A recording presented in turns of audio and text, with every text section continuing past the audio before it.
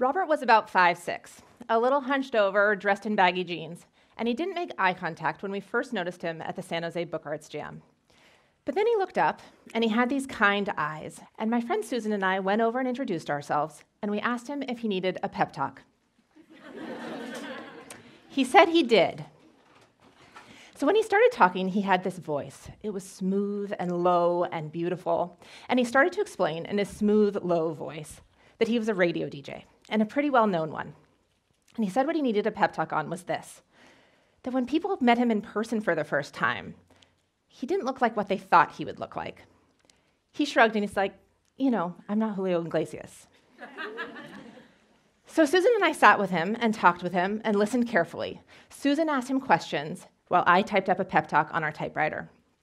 After about 15 minutes together, I pulled the pep talk from the typewriter and read it to him. It went something like this. Robert, your voice brings people joy. You bring people joy. Your voice is just one of the beautiful parts about you. No, you are not Julio Iglesias. You are more than that. You are the perfect Robert. And then we cheered for him. Yay, Robert! And we gave him a button that read, I had a pep talk today. The sweetest smile came over Robert's face. It was like the weight of Julio Iglesias lifted off his back.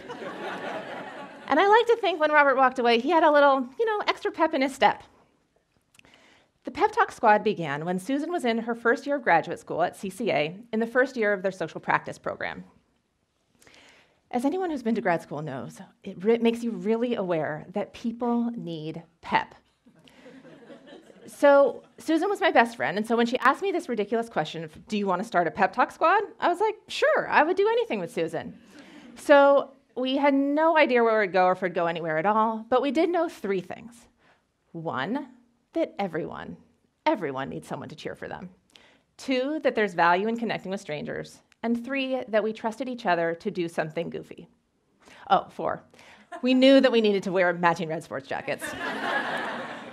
So we took our typewriter and our matching red sports jackets, and we took our Pep Talk Squad show on the road, and we gave pep talks in parks and galleries and public spaces. We gave pep talks at Yerba Buena Gardens on the day George W. was elected. We gave people really needed pep. We gave pep talks at CCA for the MFA students. We gave pep talks at Duke University. We gave pep talks at Pro Arts Gallery in Oakland. We gave pep talks at Southern Exposure. Strangers shared their vulnerabilities with us, and we gave them our full attention and energy. And we kept doing all these pep talks because it turned out that this question, is there anything that you need pep or encouragement on, was actually secretly kind of a shortcut to the heart of things. It was really another way of asking, is there anything that you're vulnerable about? And amazingly, in the space of about 15 minutes, people would share their real stories with us. Someone told us that they were worried about finding the one. Another person thought they were really secretly totally lazy. Another person just needed encouragement doing the dishes. And so in the space of 15 minutes, we really got to know people in a way that you don't normally get to with strangers. All of a sudden, this stranger became a confidant. It was both silly and kind of deep at the same time. And it came to be because of friendship and humor and this crazy thing that Pep Talks brought. We used to say that our credentials were that Susan was an artist and my father was a psychoanalyst. And now I would also add that it came to be because of our trust in our friendship. So for the record, I am not a performance person. Susan was the one who was in the comedy sketch troupe in college. I was not. So I would not have done this on my own. But I am a friend person, and I'm a people person. I'm curious about people and what they're into. And as a friend person, this new Pep Talk Squad business brought a new dimension to my friendship with Susan. So not only were we friends, and we'd been roommates, but now we were part of a 2-person team, the Pep Talk Squad. This was the beginning of making good things with good people. I'm here today to talk about how authentic relationships lead to awesome projects and how awesome projects can bring us deeper into our relationships. I invite you to think about how you might bring more of both of those things into your life. For me, working on projects with people I love is what brings value to the projects, to the process, and to me. And for both authentic projects, awesome projects, and authentic relationships, they both require key colorful ingredients: curiosity, trust, generosity, light and joy, experience, and lots of good questions. So in my work on the Pep Talk Squad, I learned a lot about these ingredients. And then in my 15 years of work at Chronicle Books, I've also had a lot of practice working with these key ingredients. I bet all of you, as creatives, know a lot about these key ingredients too. So in my 15 years at Chronicle Books, I've worked on over 500 projects, and each and every one of them has taught me something new. And it's been a wild and wonderful range of projects, from illustrated gift books to fine art books, to sex books, to a punch-out paper pug, to a gold bar, to a game called Donner Dinner Party. Each one of these bright ideas requires a collaboration of design, production, editorial, and the author or artist. I first met this author, Lee Redmond, at a shop in the Mission where she was writing tiny little letters at a tiny little American Girl doll desk. It really is an American Girl doll desk. She was wearing a postal uniform for a project called World's Smallest Post Service. And so from there, that led to a studio visit, which then led to Chronicle Books creating our own version of the World's Smallest Post Service. It included these tiny little letters and then also a tiny little newspaper, which made us learn how to print in a font smaller than we ever had before. Urban Outfitters said it was so weird they had to take it. So it's not about the first project, though. If you're lucky, you get to work with your team on project after project. So we continued working with Lee. We worked on a game, a journal, scratch-off note cards, and then she brought in this prototype for a project called Letters to My Future Self.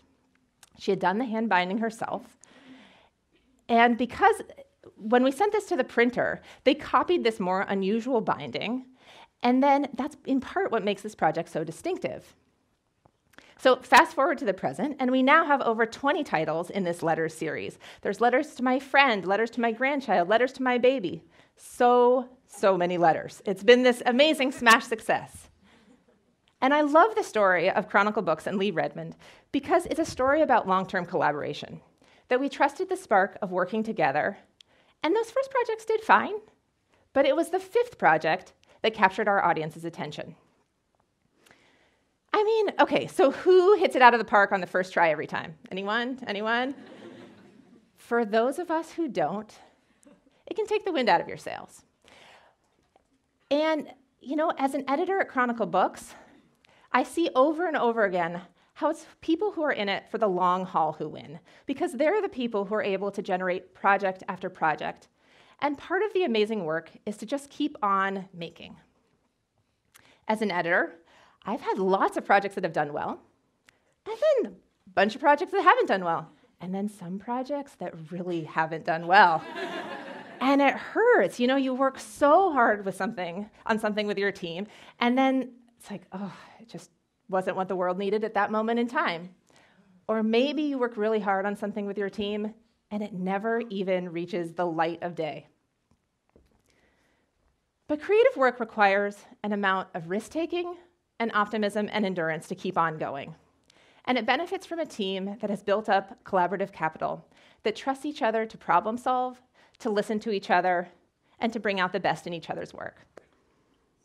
Now Lee Redmond and I have so many projects together that we have a chai date every other week to talk about what's coming next. And I love that it's because of this letter series, which itself is all about people connecting to each other.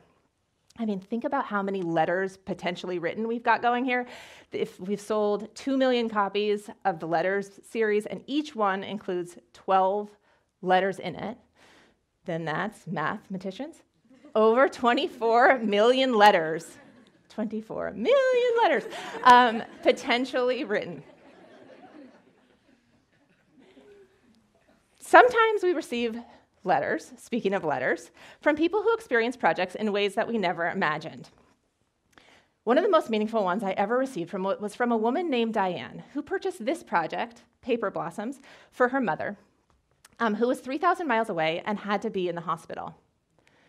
Diane let us know that her sisters would turn the page of the book every day and change the floral arrangement, and then when Diane would call her mother, they would talk about what page it was on. Diane said it brought joy into the room, that strangers and nurses would come and talk to her mom about this book, and it brought all this joy. When Diane's mother went off dialysis, she let us know that they kept the book open to this page with the lilies. It was her favorite one. So Diane said that even though she couldn't be there with her mother when she died, she felt that her presence was there with the lilies, and that allowed her mother to pass peacefully. It was really amazing to receive this letter, right? I mean, I had no idea that when I set out that it would allow this exchange to happen.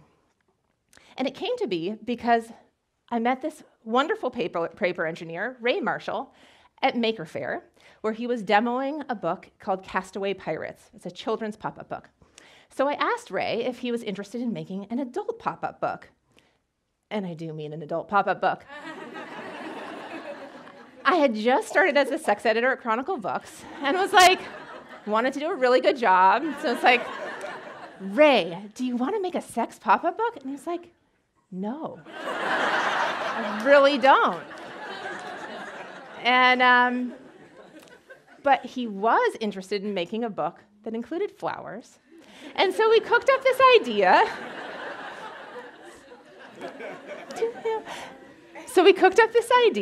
Of making a book where the book itself is a floral centerpiece. In fact, it's 5 floral centerpieces. So I pitched the book with this one blank white spread, and we all took a leap of faith together that we would be able to create something amazing.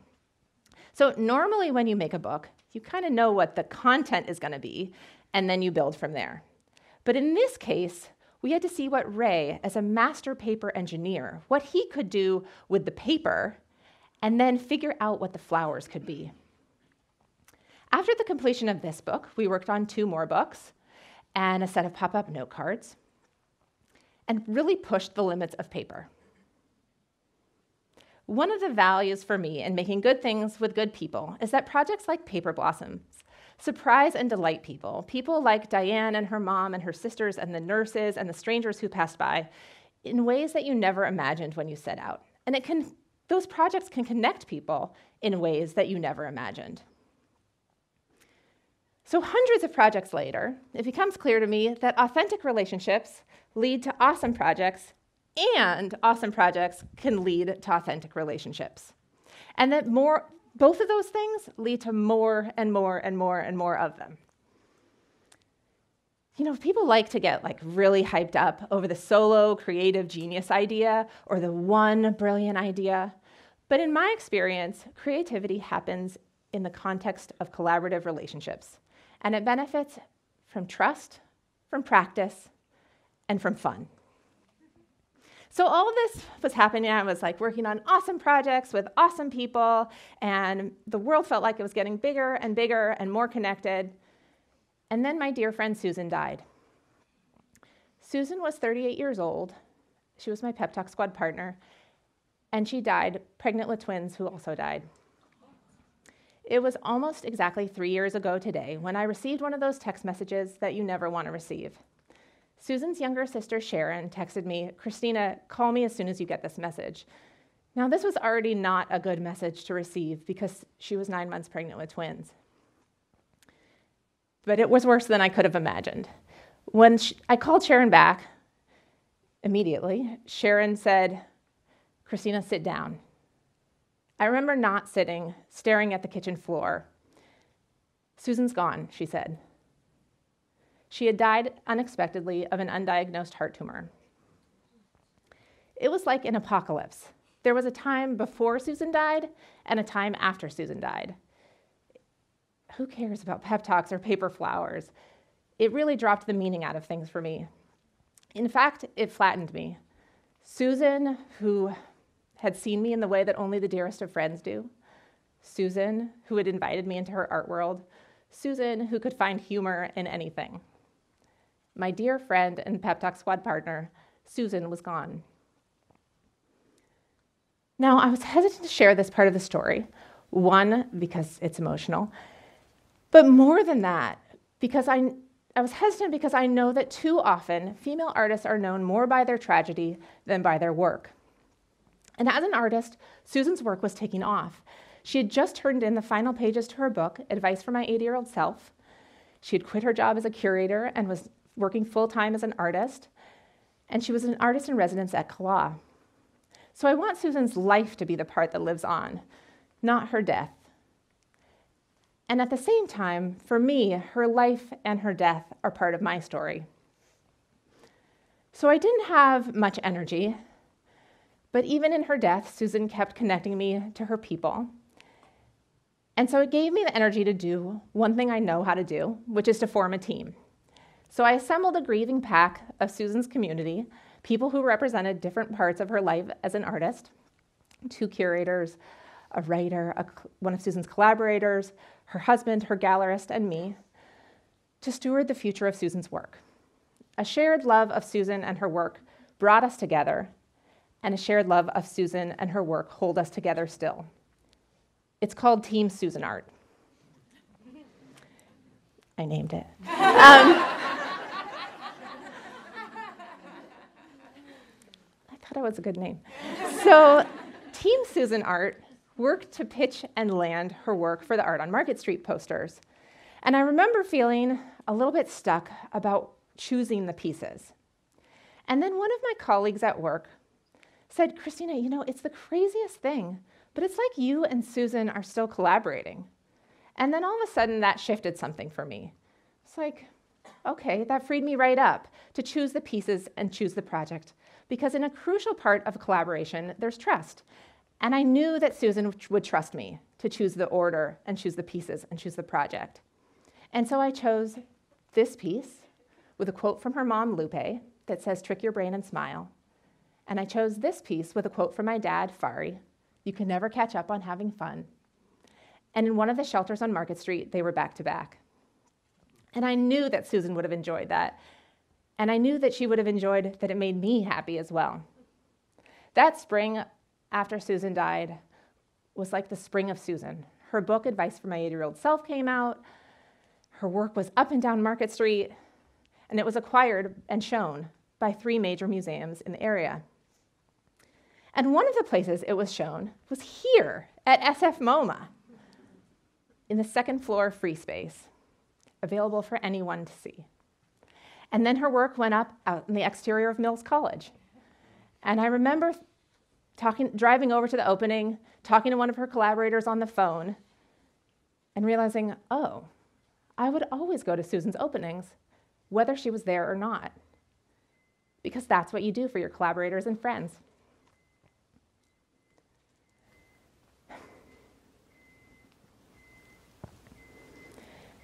And then, my reserves of energy started to build back up again. So I started to feel more like a person. Maybe, I know people experience loss in different ways, but maybe you know what I mean. That I could feel and start to feel joy again. And that one of the new feelings that emerged was not some brand new feeling, but something that had been there all along but became brighter. And it was this. It was about the power of connectedness. The point of all of these projects is the relationships, the love you put into them and the love you find there. As Susan would say, it's the sparkle in your center. So one of the things that I did with this new bit of energy was to try some new things. And one of those things that I tried was being a guide here at SF MoMA. So with Susan's work in the main foyer cheering me on, I applied and I got the gig. And look, we're here. So I might have thought that I was going to get some deep art history training. But what I received more of was an education in inquiry-based learning. Now, you might have noticed that I did not call myself a docent. I called myself a guide, because a docent has this connotation of being up here and speaking down to you. And that's not what SF MoMA does. I'm a guide. I'm right there with you, and my job is to ask lots of good questions. Researchers at Harvard found that when people were on a tour and they were lectured to, they didn't retain much of the information, and if they did, a whole bunch of it was incorrect. But if people on the tour themselves spoke, they were much more likely to be engaged in the experience, and that's what you want. You want people to engage with the art themselves and to want to come back, to fall in love with viewing art, and to come back again and again. So the tour itself becomes a collaboration between the guides and the guests. And I tell people right at the beginning that it's going to be interactive and it's going to be fun and they are going to participate. And they do. And it's really a wonderful thing. And I still get nervous every time. I am a new guide, so I am nervous about who's going to show up and what are they going to say and how many people are going to show up. Is anyone going to show up? So on my second ever tour, I was touring this piece. It was a spotlight tour on Frida Kahlo. And at the end of the tour, someone raised their hand and was like, but what makes it a masterpiece? I was like, so I took a moment. It's like, well, I have my ideas, but what do you all think? And then we all got to share. And we formed this quick art club. Again, it's trust that feeds the group that allows people to talk without feeling stupid, and we all got to learn from each other. And that question, what is it that makes this a masterpiece, while totally terrifying, is also kind of the point. It's not important whether I think it's a masterpiece or not, or whether they think it's a masterpiece or not, but that they've engaged with the question, that they know that they have a response to art, and that each and every one of us has something to say about it. So I know through my work as a museum guide, as a Pep Talk Squad partner, and as an editor at Chronicle Books, that each and every one of you has something to say, and that sometimes it takes others to spark something new. So Creative Mornings people, here you are, my people, my creative people. And so today, I decided to give you all a pep talk.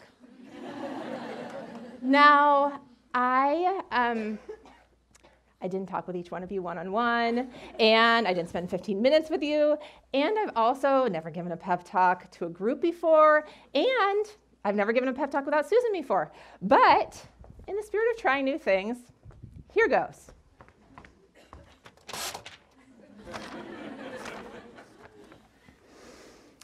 Dear Creative Mornings person, thank you for showing up this morning. It really wouldn't be the same here without you. The world needs your engagement, your energy, and your commitment to showing up for your projects again and again. Your art, your writing, your design, whatever your self-expression, brings newness to the world. It brings your perspective and your voice. Most importantly, it connects you to other people so that you can bring more important projects and people into your life. That is the gift of creative work. More than anyone, you know what's important to you. You know that feeling when you're on fire. You know that jittery feeling when you brainstorm with your team. You know how hard you laugh when you work on that silly project with your friend. You know how you feel proud of yourself when you wake up early and work on your project. Creative Mornings person, I look forward to hearing about what you create and to witnessing the love you put into the work. Okay, now to close our pep talk, we're going to cheer for each other. So you're going to do this. It's interactive and it's going to be fun. Okay, so stand up. Okay, TGIF. And on the count of 3, you're going to raise your arms and say, yay, you. Okay. You're going to do this. 1, 2, 3. Yay, you!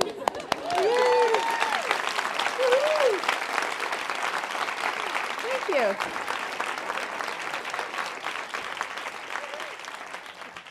But there's a little bit more.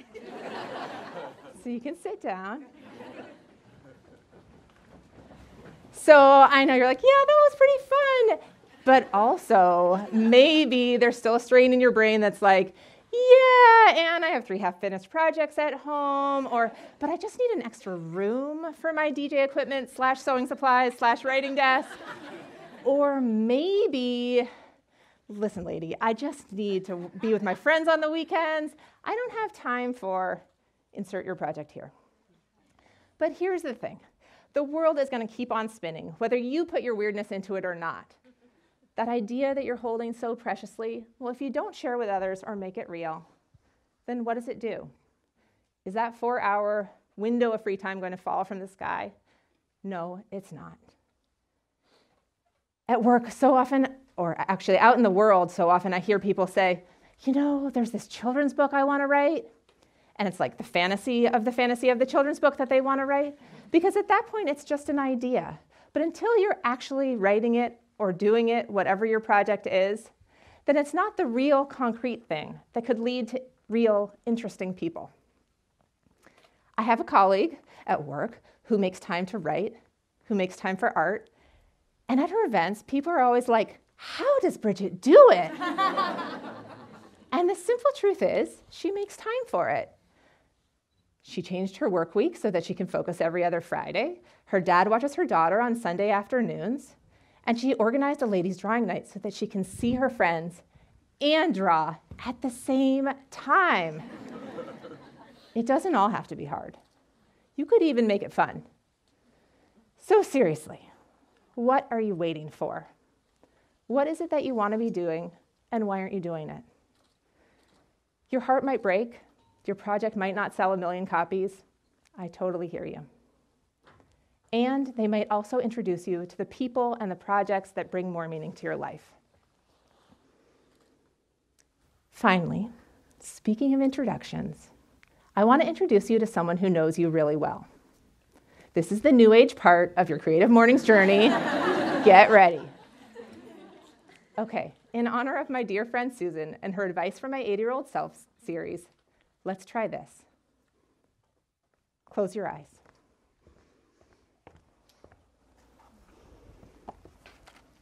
Imagine you had the opportunity to time travel and meet yourself at 80, to sit down and have a cup of tea with your 80-year-old self. You look into her eyes, which are really your older, wiser eyes. It's a strange experience because this person feels so familiar, but is also very different. She's older and has seen and experienced things that you don't yet know. Finally, after sitting with her for some time, you muster the courage to ask her for advice. You take a deep breath and wait for her to respond. What does she tell you?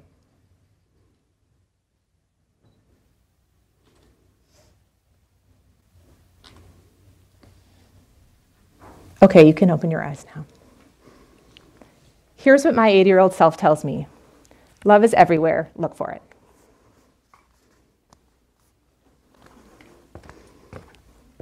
And that.